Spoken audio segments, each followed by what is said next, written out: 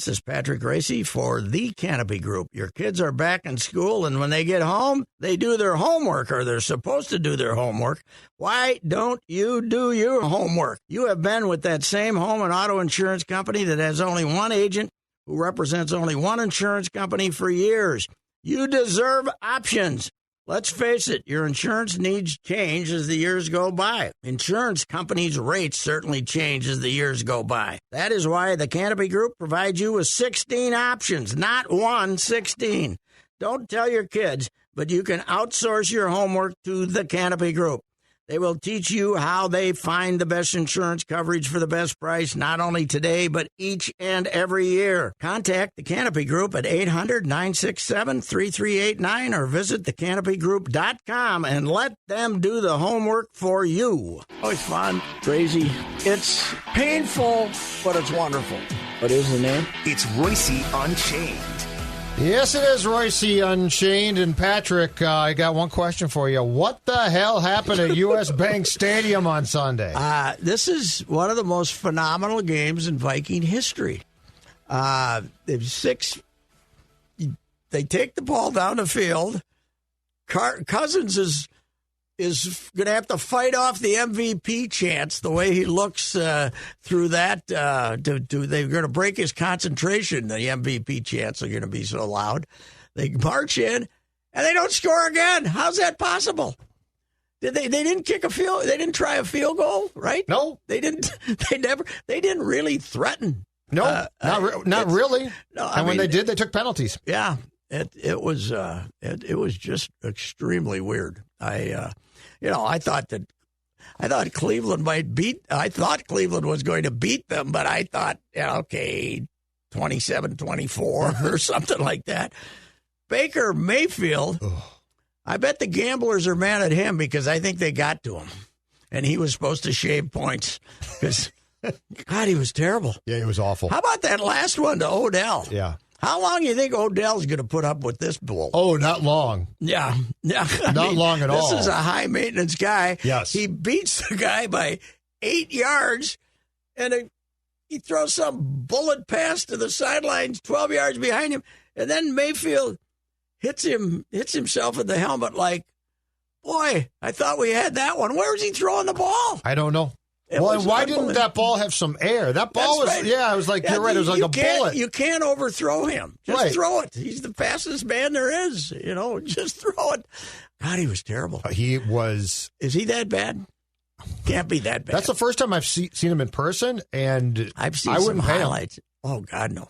But, I mean, based on that, I wouldn't pay. No. If that's in his arsenal, I wouldn't pay him. No, I think, the Cleveland, the blue-collar Cleveland, they like the cocky, arrogant attitude of his, and I think us Minnesota boys were stirring them up on Twitter yesterday because we were bashing Baker. Now, I'm sure a lot of Cleveland people were bashing him too, but my tweet was, boy, they'd really be good if they had a top 20 quarterback. Yeah. It was awful. You're right. It was brutal. And the Vikings had all types of chances to win that game. Oh, yeah. All kinds of chances. Well, I think they had 9. Did they have 9 punts or something like that? Maybe it was 7 punts, an interception, and a lost on downs or something like that. Going into that last drive, I think they had 9 straight empty, possessions that led the punter. They wore the punter out yesterday. It was, it was bad, and they're in trouble now. That's why we got the new player-friendly Zim telling us we're a good team. Everything's fine. Yeah, I wrote the column on Saturday saying, come on, Zim, you're our only hope for candor. And then he becomes a smooth-talking row the boat, Pat. He became a row-the-boat guy. He was, we're good. We're a good team. You're not a good team if you score 7 points in your home stadium. Yes. It's impossible to lose in the NFL when the other team scores 14 points. The modern NFL. Yes. You can't lose. Especially in your ballpark, you can't lose. Stefanski's team played the Zimmer game to a T. Yes, they did. It was the perfect circa 2017 game that the Vikings played. And you know what they've proved? It's not a bad idea to have 2 star running backs. They can give you Kamara, they can give you a Chubb, but they can give you for a little power, and they can give you Kamara, and wow, they're good. They are.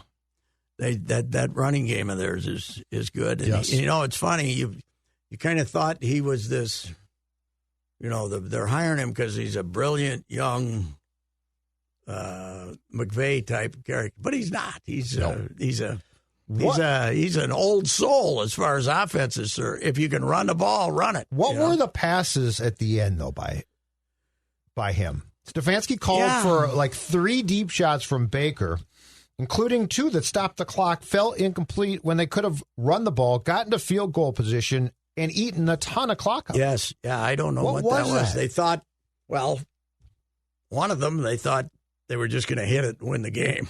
The one in the back, because they give this guy a double move and you'll be running wide open. Yeah, but the quarterback. Yeah, but you can't. Don't trust that quarterback. That's it was weird. It was weird that they did it. Sitting there thinking to myself, what the hell is he? He's stopping the clock. Yeah, and then we had a repeat last night. I don't want to switch over to the Packers now, but did you watch the end of that game? The end of the Packers-Steelers? Yeah, they're ahead 27-17 in there. They're like 3rd and 3 in there, or 2nd and 3, 3rd and 3, and 4th and 3, and they're gunning the ball down like trying to hit 30-yard passes. Yeah, I don't get it. I didn't get those. It was like Aaron thought, okay, I had that one, so I want to make it work. Right. And then Brady was doing the same thing in the other game, trying to hit Antonio Brown. Yeah. What the hell they're doing? And Antonio, the first one, I don't know how, didn't see the ball. He clearly didn't see the ball. Rain in his eyes. But at that point in time, I'm not going back to him a second time. No. And he should have caught the second one, and he didn't. But again, you stopped the clock. Yeah, right. So why are you stopping the clock? I couldn't figure that out. Yeah, the clock is on your side. These guys get so cute. And I got to go, again, we're off the point, but why is Belichick trying a 56-yard field goal in the rain? I have no idea. Driving rain. If he's got 4th and 3, have his kids playing good, have him complete a pass, and then kick a field. And what I really didn't get was this part. It's 4th and 3. That's a tough field goal to make. And your buddy Collinsworth said the kicker was hurt too. So his plant leg was bad. But what I really don't get is I think there was a minute left or so. Yes. Okay, don't you want to go for it on 4th and 3 and eat? So when you attempt the field goal, it's 0-0-0 after the kick. I'm not giving Brady any time. Yeah, I mean it's. You got to figure you got a better fit than 50-50 chance to because the kid Mac Jones played really good compared to last week. I saw him; he looked awful, but he played really good in this game. Boy, that was a night that you'd really want to be in the stands, having paid $1,500 for a ticket, huh? Sitting there on. with some made up hoodie that they made you, the plastic sheet that they probably charged you $20 for when you came in to keep the rain off you. I think going to a professional football game might be the most confusing thing of why people do it now. Yeah. Yeah, well, it is. I mean, you could sit on your couch, replays, cheaper beer, everything. By all accounts, though, downtown Minneapolis would really appreciate it if the Cleveland Browns played here every year. I guess the restaurants were full. A steakhouse downtown. Couldn't get in Saturday night. Really? Yeah. And so couldn't get in last Saturday night because the Browns fans were crawling all over the place. I heard somebody say that there's a Browns bar down on Hennepin. Yes, there is. Yep. And they were going to that Frozen thing that's been running downtown for months, and they saw this long line and thought it was for the show, and it was for the Browns bar. Yes, that's been a Browns bar since they were. Isn't it funny? Awful. Isn't it funny? The Rust Belt, these towns with horrible unemployment and no industry left, Cleveland and Buffalo and these places. Yep. They're in Pittsburgh.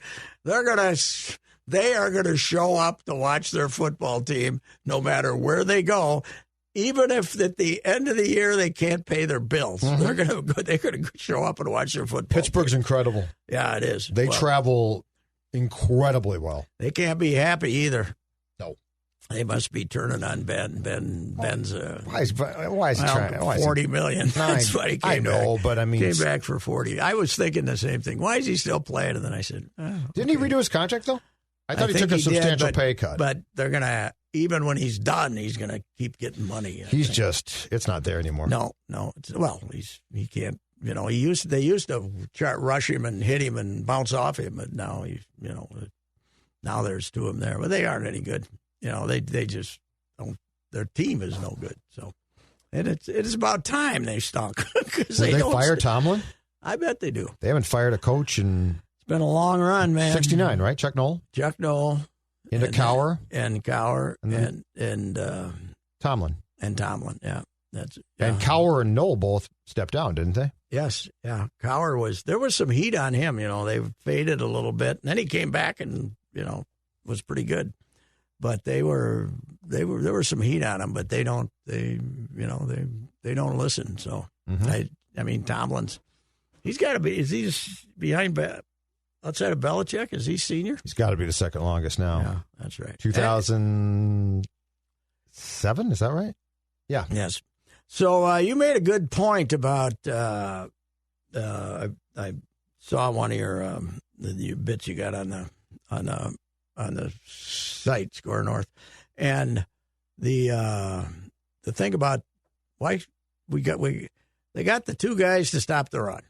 They got Pierce back, they got Tomlinson, and then they brought Sheldon Richardson back too to be able to keep those fellas fresh and play on pass plays and stuff. They spent a lot of money for a nose tackle and a whatever we call it, 3 technique. What's going on? I mean, Pierce was hurt, but I don't know. I know it's. I thought we were supposed to stop the run, and it's the same as last year.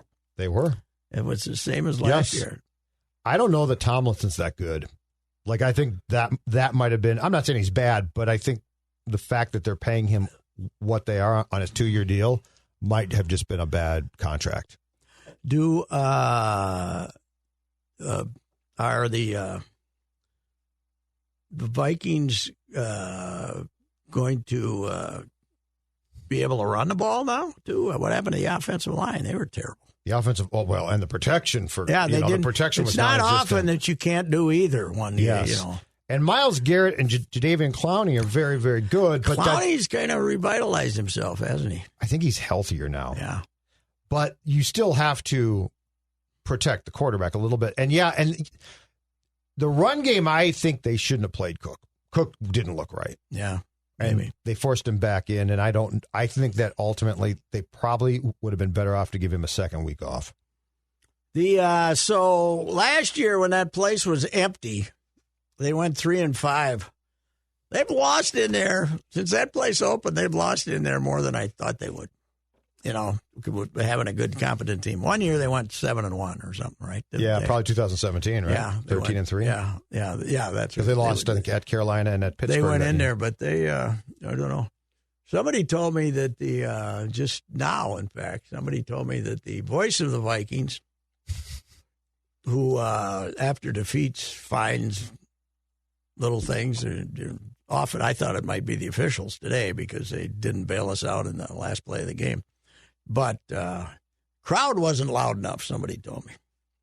They got a little somber in the second half. The voice of the Vikings and our friend Randy from Cottage Grove must agree because the crowd was called a dud today in the dud stable by Randy. Really? The crowd? So, yeah. The second half, they were not properly supportive. Because the Vikings weren't good. Because those people were bored. Yes, but you still have the obligation to pay your $175 and then supply proper enthusiasm even when the team stinks, right? Yeah, and plus, keep in mind, too, the noon kickoff only allows you to be so drunk. Mm-hmm. Like the 3 o'clock kick against Seattle, ideal for being tanked. Yes, and that's probably why they were louder. The noon kickoff, I'm not saying that there's not some mimosas and Bloody Marys involved, but it's not going to be the same amount of alcohol consumption as a 3 o'clock kick. Okay, one other observation. Anthony Barr, Byron Buxton, same guy? No, here's why. Byron Buxton, I firmly believe, wants to play badly, and Some of them are flukes, but I buy he's always hurt when he's hurt. Anthony Barr was supposed to be back a couple weeks ago at the latest. So, like, it appears that they're the same guy, but I would say right now I would skew towards questioning if Barr wants to play. Buxton, I've never questioned that. There have been times this year I wouldn't say that he doesn't want to play, but he certainly was in no mood to rush back a couple of times this season. I thought he took the maximum amount of time. What was it? A little wrist thing or the broken hand, the broken bone in the hand. 37 games for that, and what he said. He had two of them. The other was it was the hip. That was the one. The hip was the first one. Running to first base, 37 games for that. Yep. I had a hard time. That could have been Doc Rock too, though. Yeah, well, and the team. The Vikings want Barr back, and I think that they firmly believed that he was going to play against the Browns, and all of a sudden I was like, I can't go. Yeah, something's going on? Well, here. He doesn't think he's underpaid, does he? For God's sakes, no, but because he doesn't play. I don't know, Pat. That was, and it could be a chronic condition too, for all I know. You and Phil have beat that horse hard too, but paying him is one of the oddest things I've ever done. Because they had decisions to make, and they decided to pay him. And he had a couple of years when he was a kid that he was pretty damn good. But about 3 years ago when they re-signed him, he was now going to become a guy who was both a pass rusher.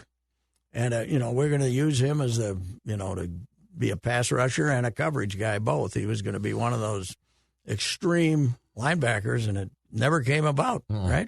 I mean, but that's got to be a disappointment, man. And we're always told behind the scenes we don't get what he does on the field, but they do. But if he's not playing, who cares? Yeah. Zim tells us you guys love your stats, but I saw my run defense and I believe it's fine. That is a man trying to save his job. Yeah, well, if they somehow would lose to the Lions, which I don't think is humanly possible, but because the Lions, even if it's a close game. Now, if you were playing the Lions yesterday, they would have figured out a way to lose. They would have, even if they were holding them down, even if the Vikings weren't moving the ball. The Lions, yes. The Lions would have figured out a way to lose. Yes. But if they lose to the Lions and the Panthers, he ain't making it out of bye week. Nope. He'll be gone. Yep. And I was trying to figure it out. I said, they'd let Andre have a 10-game run, right? Everybody likes Andre. They'd find somebody, yeah. Yeah, he do. I mean, isn't he assistant head coach or some damn thing? Yeah, I think he is in co-defensive coordinator. And everybody likes Andre, so. But, yeah, Zim won't make it out of the break. Because you know one thing, Spielman ain't going to stand up and say, this is on me. He won't be saying this is on me. He'll help Mike Pack. Yes, Can I get your things together for you, buddy? That's right. He'll be in on the he'll tell us how tough it was, but we haven't. He sure can go into hiding after games like that, doesn't he? Who's that? Spielman. Oh, he doesn't talk now. I don't think until the bye week. Probably he doesn't. He hasn't talked during the season, Pat, forever. Yeah. So he'll do a draft thing. I think he does a post-draft thing, and then he does a bye-week status of the organization, and that's it. So the only guys he talks to are his national buddies that he leaks information to make him look good, right? Yes. Yeah. Off the record, of course. Yeah, but off the record, yeah. He talks to them, but that's it. Yeah, the Wilfs, we kind of, because Zim's made it through 8 years, we kind of forget how quick their trigger was when they first got here. You know, they couldn't wait to fire Ticey because that was a chance to prove they were the owners because they took over during that season, right? But Chili didn't exactly get the long rope. Yeah, but Chili was insubordinate. So Mike, I don't think Mike's going to do that. But I do think that if they lose to Detroit, well, he wasn't insubordinate. He just didn't ask for permission. He cut Randy Moss after saying he could coach him. He cut him and didn't tell anybody. Yeah. And is to this day mad at Ben Lieber for confirming to us as he's handing out flyers that he was told Moss had been cut. That's my favorite part of the story. Mm-hmm. What? That Ben came downstairs. It was a Monday. And in the press conference, it was very clear. So Brad it was the day after the Patriots game. Brad was doing his press conference. And it was very clear something was wrong. And I remember Sansevier finally said, Brad, did you cut Moss? Is he gone? No, he's not. No. And now he had just told his players he's gone. He was. They then told the PR department, I guess, told the players who were going to be in the locker room, hide. You don't want to be out there. So we all descend post Childress press conference the locker room. And Lieber, who I think was involved with the Players Association, is handing out flyers and walks in and sees this throng of media. He's like, okay. And he hadn't been told to hide. So he stops because, he's a decent guy. He stops and talks to us, and somebody says, because the report had leaked, did Brad cut Moss? And he goes, yeah, we were told he's gone. And Brad went ballistic at Lieber. Yeah, well, it was, I still don't buy it was Childress's idea to bring Moss in here. He might have told him he could coach him. Yeah, I think it was above that. Sure, but it was not Brad's idea. I think they thought that season was, it was going off the rails, and they wanted to, they had been so close the year before. They thought they could, that Randy would be the guy. But the amazing thing about management with that was Randy was complaining in New England about not getting paid, and they brought him in without. They should have known if they were going to bring him in, they had to pay him. Yeah. Otherwise, he was going to be a jackass because he knew that good. He's an outstanding jackass when he wants to be. And where Belichick was a genius was Moss's play had fallen by that point enough that he knew I can't pay him. Mm-hmm. Yeah, right. Yeah, he does. And the Vikings, but that was, I was always told that Rick went to Brad and said, can you coach him? And Brad said, yeah, I can. No problem. And the next thing, he didn't know him, really? No. And so he said he could coach him. And the next thing was in the offensive rooms when they met, Favre and Moss were basically sitting side by side saying, can you believe this crap they're putting up on the board? Yeah, well, that is a year that shall live in infamy, that's for sure. Oh, yeah, this is going to be, it would be so hard to get close to that year. Oh yeah, I don't think you'll ever get there. 2016 was pretty bad. You don't have the big personalities in there to stir up trouble. Yeah, do you? No. I mean, Cousins is, he's not. He's polarizing, but he's not a big personality. Yeah, he's not going to be staying. He's going to. And the best part is, I don't think your roof can collapse anymore. No, that's true. If this roof came down, it would be a major, major story. But does this do anything to the? Does yesterday do anything to the Zimmer Cousins kumbaya we were reading about this week? The Thursday meeting where they put their heads together and they're big pals. I don't think it does because it appears to me from what we just talked about that Mike is trying to sort of be pals with the entire team. Yeah, look at the quotes. Yeah, the quotes across the board now are playing well. We're a good team.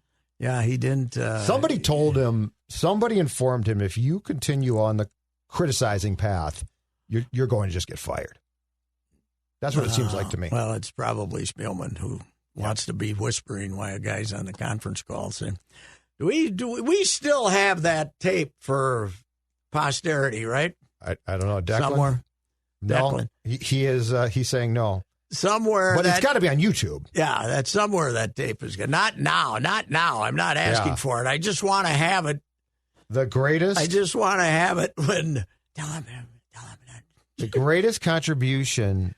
I forget exactly who it was, but somebody from the Vikings.com thought it would be a great idea to record it and then stick it on their site. Yeah. But they didn't take the raw conference call feed. They did their own recording, and that's where they got Spielman saying, tell him you're just happy to be here. What was it? About 4 different whispers. Oh, it's just great. Wonder if anybody's head rolled on that one. Because we on our show, we only played it like 50, 60 times. Tell him everything's great. What in doubt? Let's have that tape again here. Let's hear Spielman's PR advice to poor Josh Freeman, who played one game here and they ran him out. What the hell do you think Josh Freeman was thinking? What? Huh? It's an amazing. there's golf. This happens in golf. Sometimes it happens with various people in sports. But in football, did any quarterback ever lose it like that? When he was a rookie, good. He was going to be the best one of that. That was one of those classes where they drafted 5 in the first round, right? Didn't they draft a bunch of them? Let me check. I thought, but he was the man. The Percy Harvin draft. Everybody wanted Josh Freeman. Spielman loved him after his rookie year. You are right. And the guy ended up, he couldn't hit a moose in the ass from 5 feet away. It was unbelievable. And you're right. He was great. Yeah. In fact, didn't he come here and beat him? I think he did. Yeah, as a rookie. That was Matthew Stafford 1st overall, Mark Sanchez 5th, it looks like. Let me see who else. Josh Freeman 17th. Mm-hmm. And that's the year that the Vikings took Percy with the 22nd pick. And so only 3 in the first round. Looks like it might have been only 3. Yep, 3. Okay.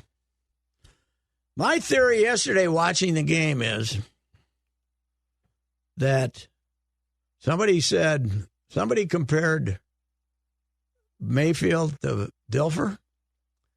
I said Ponder would have been better.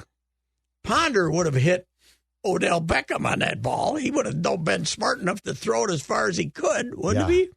It was unbelievable. I know. I think the biggest single surprise that I saw was Baker. Yeah. Like, I'm surprised that the Vikings scored 1 touchdown on their first drive. I'm surprised that they can't stop the run, but I think the biggest surprise was seeing how bad he was. I'll give Baker credit for his quote after the game. Did you see the quotes from him after the game? He basically said, for us to win a game like that, the way I played, unbelievable. He basically said, I stunk, and somehow we won the game. Well, good for him, because he's exactly right. He was very honest.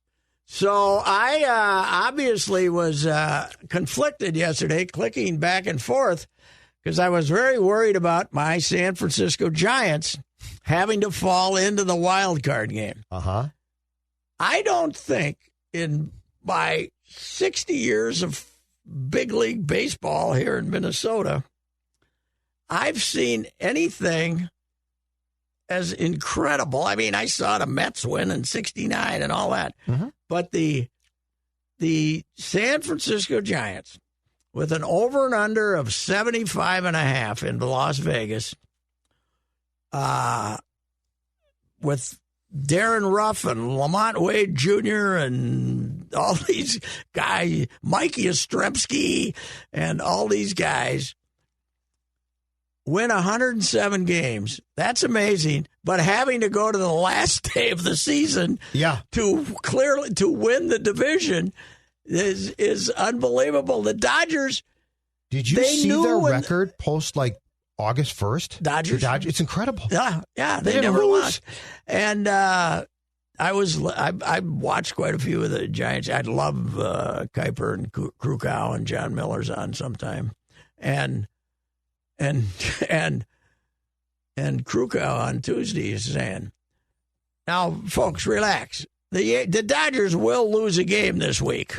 They'll lose one game this week. Well, they didn't. They won them all. They won 6 of them. But so the Giants had to go 5-1 to hold it. They had to go because they never lost a game all week. They've won 14 in a row in their own ballpark. The Dodgers to end the season. Yeah, it's nuts. And to go 106, and San Francisco. San Francisco started in 1883 as the New York Goliaths. Now there were years where they only played 100 games, So and I think I looked it up, 1904 or 1903, baseball went to a 154 game schedule. Yep. And they were the mighty team of the early 1900s, John McGraw's New York Giants, right? Mm-hmm. And in 1904 they won 106 games, and in the most games they'd won in San Francisco were 103 twice, 1993, and then in the second year out there, 62, they won 103, but they but that included beating the Dodgers 2 out of 3 in a playoff series for the National League title. Back then, they had a 2 out of 3 playoff series if you tied because the winner went to the World Series. And to have this collection set a franchise record with 107 wins and still have to go to the last day to win the division. Remarkable. Was incredible. And they're gonna be stuck with the Dodgers assuming the Dodgers beat the Cardinals in the wild card game, which is not a given, but you would expect them to. There's no chance the Giants can beat the Dodgers in a best of 5. I don't think. But they did beat them in the season series this year. So by 1, right? Yeah, again just by one. Game. Yeah, right. But it's an amazing story. And the other thing is, baseball 100%. They actually sold the wild card extremely well this year. It ended up getting sold extremely well. You go to the last day in the American League, and you got 4 teams with a chance, and you end up with the Red Sox and the Yankees. And in the National League, you end up with a team with 106 wins versus a team that had a 17-game winning streak, which is the longest in history for a franchise that goes back to 1878 or something. So it's great, but sure as hell, Manfred the moron is going to go to a 7. When they come out of this thing, you're going to have 7 teams in each league in the playoffs, and you're not going to have this. You're just going to have more massive teams. The Mariners and the Blue Jays both make the playoffs. Yes. And who cares? You got to. So the last week of the season, instead of making it mean more, you're going to make it mean less. So right, because you'll have more playoff teams, which will be more TV. Yeah, because it's not like you can sell that to TV. The Yankees aren't going to be running around like complete idiots because they won in the bottom of the 9th against Tampa and having a good time, and in New York having 40,000 people in the seats. If you're already in, if you're trying to finish 4th instead of 6th, it's oh God. More is less in baseball because you have to put some value in a 162-game season. You have to have some value, but nobody will be able to get to these. No, because they want the TV revenue that they'll get from expanded playoffs. But they think it keeps fans engaged in these towns. If you still have you think the Twins, if they could have gotten to 80 wins. We're going to engage the public this year to get that get that 4th wild card or something. Your column last week, though, was spot on. This base now the game is too long. I'll fully say that the pace of play stinks. But put that aside for a second. This season had so many great stories. Yes, and races like you said for the wild card. And it'd be stuck with the crap that we were stuck with. Yes. Because nothing kills your enthusiasm like the local team being and baseball is A, hurting in all areas, but B, it's a regional sport. It's been a regional sport for 20-some years. Yep. If your team's good, people pay attention. If they're not, people don't pay attention. Hockey. People do not, yes, absolutely like hockey. People do not pay attention to it on a national level. And which is, I was saying that, okay, this is obviously the newspaper era too, which is no longer the era we live in. But in the newspaper era, in the 1970s, if you had the Giants and the Dodgers fighting for the National League title, West title, it would be front of the sports section news all over the country, and the Cardinals' 17-game winning streak would be, would be like it's 11 now, it's 12, it's 13. It would be extreme national news, and it just isn't.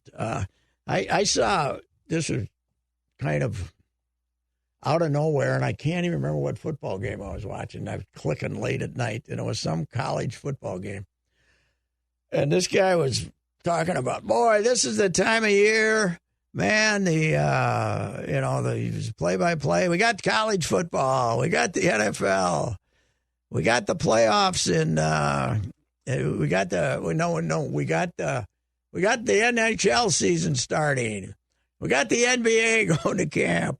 Blah, blah. He didn't mention baseball with all these races. That's great. He didn't mention that. Yeah, okay. October is also when baseball decides its World Series. Yeah, he didn't, and it didn't occur to him. Which is how much trouble the game's in because it didn't. I'm not. To me, it's an example. I'm not accusing the guy of being an idiot. I'm saying it was a dramatic example of baseball's problem. That Red Sox Yankees 1-game playoff in '78, the Dent won. Oh yeah, was it national? Yeah, huge. I mean, I remember I was riveted in front of my TV, right, watching that. That was bigger than any football game that I can recall that year. Mike Torres throwing a changeup to Bucky Dent was a national scandal. Yes, And people knew who Mike Torres was, which right now you could Mike Torres of Boston. You have no idea who that is. You're right. No. Yeah, it is an incredible fall off the cliff, and every technological advance that has been made in the last, basically since the internet started 25 years ago, has hurt baseball because it's sped up society. It has sped us up, right? Yeah, the youth of America. The people who grew up, once the internet hit, once real video games became acceptable and, easily accessible, that the game just, I'm not watching There's no attention span. No. I told you that quote this year, the high school baseball coach I was talking to, our Legion coach, he says, kids still like to play the game, but they don't watch it. Right. He says they don't know if they come to practice on Wednesday. They don't know if the Twins won Tuesday or not. But if some amazing play made it onto the videos, then they'd watch a highlight 8 times. But they don't watch any of the games. They don't pay any attention. When you got the kids playing the game who don't pay any attention to it, it's you're in trouble. And now we're probably not going to play in 2022 till when? Oh God! Because this is going to be ugly. That's the other thing. The Twins have to rebuild during a lockout. Yeah, that ain't. Well, that's the thing. Is like Buxton. That whole thing is probably just going to freeze. And by the way, what if you come out of this shortening the time for free agency? What happens to? Do all those guys get grandfathered into? They probably get grandfather. You'd almost have to grandfather them. 6 years, So the new free agency rule wouldn't apply till 23 or something. Yeah, which will be the big debate too. Oh, there's going to be a bunch of debates, Pat. But it would be no good for the Players Association to have all of a sudden an extra 100 people hit the free agent market too. So they'd have to. Well, we're going to have fights about everything. Oh God, yes. The pitch clock, all of the on-field stuff. I hear the fellas on the national show saying, "Well, there's stuff going on behind the scenes." I don't buy it. You're not kicking off the stretch drive of negotiations by suing the other guys for $500 million. Yeah, and Manfred's in place for this. Yeah. He's not there because he's great for baseball. No. This is what Bettman did for hockey, I think it was in 94. Same thing. Yeah. He was there. He was there to try and break the Players Association as much as possible. And, and Tony Clark, and I still don't know what the big defeats he suffered, but the legend is they got beat in the last negotiations, and now Tony's got to act tough, and everybody's got to act tough, and how they lost is, these people suggesting that they lost. They didn't gain anything. They didn't really change the rules as far as they're probably, I think, going to have to give up a year of free agency and this whole compensation thing, right? It's going to be. Free agency needs to come down too. Yeah, for 5 years. It'll be 5 years. But it's been 6, Pat. I think since it started in '76 or so. Well, but then the big battle is going to be, when can you go to arbitration? Mm-hmm. To me, I'd say, okay, I'm going to give you a year of free agency, but you got to have 3 years to go to arbitration. You only get one. And that's where you're going to be. You only get 2 years of arbitration, not 3. So I don't know. I can't. It seems like all the speculation of what are the Twins going to do, blah, blah, blah, talking to Falvey. Is Falvey going to have his wind-up or something? They have no idea where they're going to be in December 1st, so I don't know. Plus, I do think this. I think I told you this the other day. I did say to Falvey, you guys are in the toughest situation with a player I've ever seen in this town. Because how do you know what to do with Buxton? Yep. You're good when he plays, and you're not good when he doesn't play, but he doesn't play more than he plays. Right. I saw something. Rocco had a quote about the great year Buxton and Polanco have had. Well, there's one difference. One guy played 150 games, and the other didn't play half the season, right? Yes. So, no, you're right. I mean, so what do you do? I don't know. I don't know what I do with him. It's plus, Phil, you and I and Phil talked about the other day. He's getting older. Mm-hmm. You want to be paying him $24 million at age 32 when he's not as fast as he used to be. I think I would pay him, but yeah, it's one of the, because if he signs elsewhere and finally, plays 140 games, he's going to be great. But you're never guaranteed that's going to come close to happening. No, God, no. And you know what's weird in baseball this year? This is a random thought, but it was one of his injuries. How many guys are getting hit in the hands? I think it's the whole. Everybody wants to get out there and do the launch angle thing, and they're all leaning in here, and everybody, to keep them from extending their arms, they're all throwing. Man alive! Every game you see, somebody's taking one on the wrist or the hand. Or the Giants lost Brandon Belt. He broke his. He'd come back and hit 30-some home runs and been a big hitter for him, and he got hit in the hand and broke hand. He won't play. So there's been an ungodly amount of that. So anyway, the Fighting Timberwolves open tonight, right? The first exhibition game Monday at night. Home. Yep.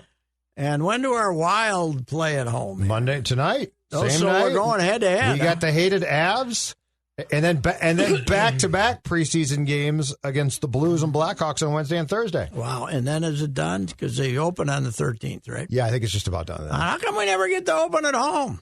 We're always on the road. Because in typical Minnesota sports fashion, we're getting screwed by the league. Just like the Vikings are always getting robbed by the referees.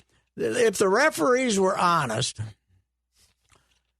Dalvin Cook didn't fumble, so the Vikings would have kicked a field goal and won that game. Schedule makers helped us. Even though the next week, when the guy had a chance to kick a field goal and win the game, he missed it.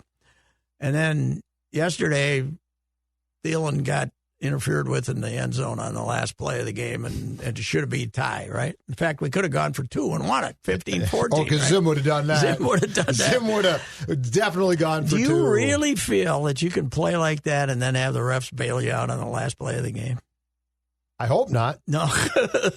Now, I didn't see quotes from them saying that, so I'll give them credit. But it's now I saw the fans were mad. It's now gaining momentum. With the fans, well, though. Tony Dungy said it was blatant. Tony said it was blatant interference. Oh, okay, I didn't. Tony, and that, so the people are embracing that. And then apparently one of the refs that they use, one of the old refs, said it was interference too.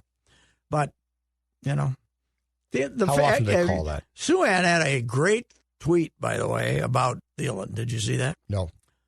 He said, I think I saw Thielen not complain on a pass defense, but I'll have to check the tape to make sure. This was like in the first half, Maybe if he didn't complain every time. You know what basic football needs? I had this thought.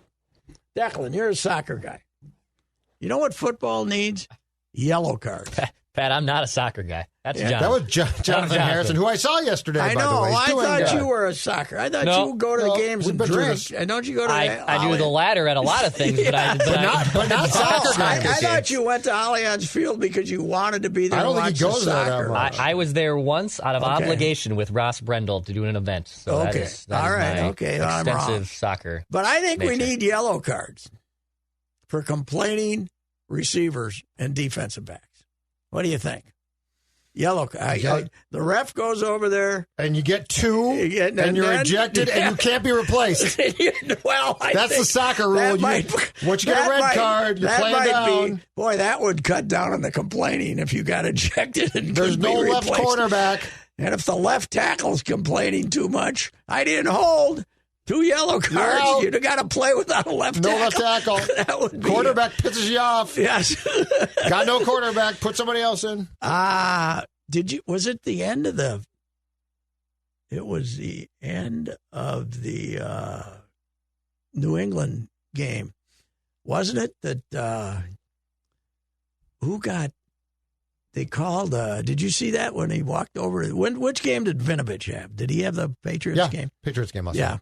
You see the guy come over and said, I think he got called for interference. Defensive back from Tampa. Okay. Did you see him? He must have come over and said, "You guys are." Yeah. Something because he, Vinovich got up. And his mic was off, and because he was about to turn his mic on. I think that's why he was ticked off. Yeah. Oh, he was mad, but he must have came over. Yeah. And told he him said, that. I he did must see have it. came over and said, "I'll bleep up. He said you guys something. are. You got. Yeah. You screwed that one up.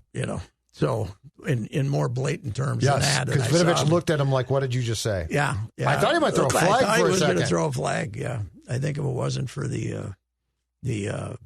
that crew will throw some from penalty flags. Yep. That he's not quite in the Hockley class, but he'll throw some penalty flags. Yes. Yeah, he's another. He's a crusty old referee. But you know what? Last year in the playoffs, they had a theory, right? They didn't throw flags. They got some consistency from their officiating crews that you had to commit a crime to get a penalty. Which usually they threw a lot less flags. Yeah. Oh yeah. Throughout last year. Especially holding penalties. They got to have a theory. It's the theory should be, when in doubt, don't throw a flag. Like the Hendricks, the ones of the Vikings fans should be complaining about is the Kendricks pass interference. Yep. That was can't grab the belt though, Pat. Yeah. Not in the end zone. That's probably they're looking to throw that flag. Yeah, that's true. But you got it. Here's the problem. Everybody wants to pick out, and they got an officiating problem.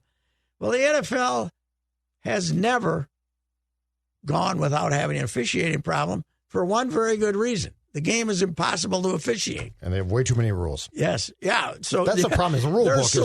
Their solution is to add more rules. Yes. By the way, that taunting thing went. Now it's gone.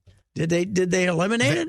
They called no, it, I mean not officially, but clearly they went to Antonio Brown was screaming. I saw a guy wagging his finger in somebody's face. Somebody must have said after the first week, this is going to be I wonder absurd. if TV said, "Come on." Yeah. That's bad TV. Yeah, you're stopping the game, and it's just stupid. I mean, I spin the foot, I catch a pass. What I don't get is I catch a pass, I stand up and spin the ball, and if there's an opponent around, that's a flag. But I can intercept a pass, go down to the end zone with all of my teammates, and fake a Polaroid, and that's okay celebration. Yeah, that is it. Somebody must have. I don't know if there's been any. That the first weekend there was some. I think the points of emphasis are gone already. Yeah, that one it was going to be. Which is why I love this league. They're always like, we're going to crack down. No, we're not. Yeah, and it's not discussed. And it's almost like the TV boys have been told, don't make a point of, hey, that looked like taunting to me. Yes. Because there were a couple of instances I was watching yesterday, and I watched quite a bit of Red Zone, and you'd see something, and nobody ever said, where's the taunting flag? This is the league, though, that cleaned up the catch rule for the Super Bowl that was here. They Yes, right. changed the rule. Yes, and that's they actually right. got it right. Yeah. But they changed the rule. Yes, they did. If they don't change the rule, I think the Patriots win that game. Yeah, probably. Yeah, they just said, well, yeah, we'll decide the championship with that.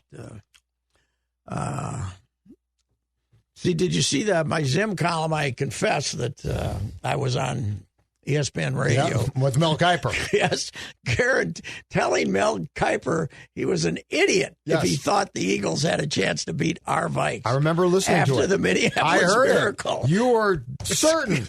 I scoffed. As I said, I scoffed. You said, Mel, you think you know football? I know football. I break down a lot of tape. I know what I'm talking about. Put all your money, put your house on the Vikings, Mel. So one last topic here. How, and I might have brought it up before, how can someone live their life as a Detroit Lions fan? How is this possible to maintain? There's a guy who hosts a show on KFan who can tell you. To maintain this level of rottenness is incredible. I don't know. I mean, they don't know. Any coach they bring in, nothing changes. No. Nothing changes, you know. The best they ever were was when Joe Schmidt was coaching them in the 70s, but he couldn't beat Bud, you know. They couldn't beat Bud, but, you know, they beat 9-7 or, you know, or the 14-game schedule. But it's unbelievable. They're 0-4 again this year. This is basically the equivalent of, 65 years of Wolves basketball. Yes, it is. Yes. Like it'd be like... Yeah, but instead of having it... It would be if the Lakers had stayed here in 50, because the Lakers won the last time in 54, and that was an 8-team league. And then it just gotten terrible and then become the Timberwolves. Yes. Become the Timberwolves. And they've just been terrible here that's the Lions. 57. Yeah.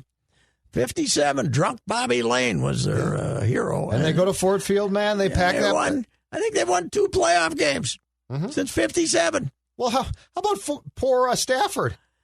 Yes. I know that the Rams got drubbed by the Cardinals, but, you know, Stafford looks like he's been released from prison. Yeah. Oh, yeah. He got out of there. Yeah. He basically, didn't he tell him? And this is what they do. They take Jared Goff in return. He stinks. Yes. He passed for 400 yards against the Vikings once, but. Yes. But he was totally tricked up by his head coach. Yes. That team was great. That team was great. And he's terrible. And we'll take him. What if you're going to trade Stafford? Just take draft choices or some damn thing, right? Mm-hmm. It's just amazing. It's amazing what they have meant to this franchise, to the Vikings. Yes, having them in the division has been like one reason they're a 560 winning percentage franchise, 570 instead of 500. You know, the one I always say, Ticey and Chili, 16-1 against the Lions. Yeah, it's incredible. Yeah, Ticey was 500 coach here and 8-0 against the Lions. Yep. And Bud, you said Bud was. Well, he's in the Hall of Fame because he's won 28-11 or some damn thing. It's just incredible. Hey, I got one more for you. Miguel Sano is going to lose 30 pounds. Yes, he is. He's going to come back. He's going to be in the greatest shape of his life. I have no doubt. My question is the 30 pounds back on by July or August? The question is, can he become a role model for all us other fat asses? But he is. He loses the weight. He's done it. Yes, he did. Well, he did it the one spring. Yeah. But we can maybe blame the pandemic, because then he couldn't keep his discipline during the pandemic. Let's face it, he's down in the Dominican. They probably don't have as good a Netflix as we got and stuff like that. And he had time to. He says he's going to be in the fort. Yep. And here, though, right? Working out. Well, he realized he might understand. What's he got, 1 year left on that deal or 2? I think he must realize one after this. If he wants to get paid again. Oh, sure. He's got to realize that he's got to do something. Sure. But then if he gets paid again. Ooh. No. If he loses 30 pounds, and starts hitting home runs, I let him play out the year, and then I move him. Yeah. Because I don't think you can trust him. But I would agree. Yeah. It is astounding, though, how little you really learned about this team during a bad season. Oh, yeah. You need a shortstop. You don't know about Kirilloff. You liked him, but Kirilloff's the first. There's the other thing. Miguel's losing 30 pounds, but Kirilloff should be playing first base when he comes back. Yes. That's his position. Yes. And so, but you don't want to, if Miguel loses 30, you don't want to say, okay, you're a DH, go in there and eat sandwiches between at bats. Miguel needs what I like to call a maintenance program. Yes. He can lose the 30. Yes. We all can lose the 30. Mm-hmm. It's the maintenance program. Yes, I can. I'm a perfect example of the maintenance program. So am I. Many, many, many times the maintenance program. All right, sir, you got anything else? Not really. Who we got tonight? Raiders, Chargers? Yes, that sounds correct. How about the Raiders being unbeaten? Oh, Carr's been fantastic. Now there's an MVP. Yeah, okay. All right. Well, don't play like you did yesterday and then expect the referees to bail you out in the last play of the game. That's my And words. get drunker if you're going to come to games. Right. So you can be more obnoxious. Be louder. Come on, be louder. Okay. Talk to you. Goodbye. If you have questions about your retirement savings, do what I did and work with a person that knows what the heck is going on. Work with Josh Arnold, Mr. Money Talk. My guy Josh will give you straight talk and not sugar-coated advice. Learn how you can benefit from Josh's focused approach by setting up your own no-cost, no-obligation 48-minute consultation to review your investments. Call Josh now, 952-925-5608. Things I thought could never happen. Me in a punk band? What? We Are Lady Parts, a new original comedy streaming only on Peacock. A confused mix of hash anthems and sour girl power. Syra, vocals. Aisha, drummer. Bisma, bassist. Mumtaz, band manager. And me, Amina, lead guitar. You were really good until you puked all over the front row. Ew. We Are Lady Parts, all episodes streaming now, only on Peacock. Susan, it's so great to finally be able to get together again. Oh, it sure is. And I really appreciate you picking up the bill. I'm happy to. I've got the extra cash. Since we've all been driving so much more again, I've been using Get Upside, the free gas app that pays you cash back for every gallon of gas you buy. Wait a minute. Are you saying you actually get paid cash when you buy gas with the Get Upside app? Yes, up to 25 cents a gallon. Cash back every time I buy gas. Does that actually add up to anything? Some months I make $200 to $300. Wow, that's serious extra cash. I'm downloading the free Get Upside app now. Download the free Get Upside app now in the App Store or Google Play to save up to 25 cents a gallon when you buy gas. Use promo code PHIL for a 25 cents a gallon bonus on your first tank. That's up to 50 cents a gallon on your next fill-up. You can cash out anytime to PayPal or an e-gift card for Amazon and other brands. Just download the free Get Upside app and use promo code PHIL for a 25 cents a gallon bonus on your first tank. That's code PHIL.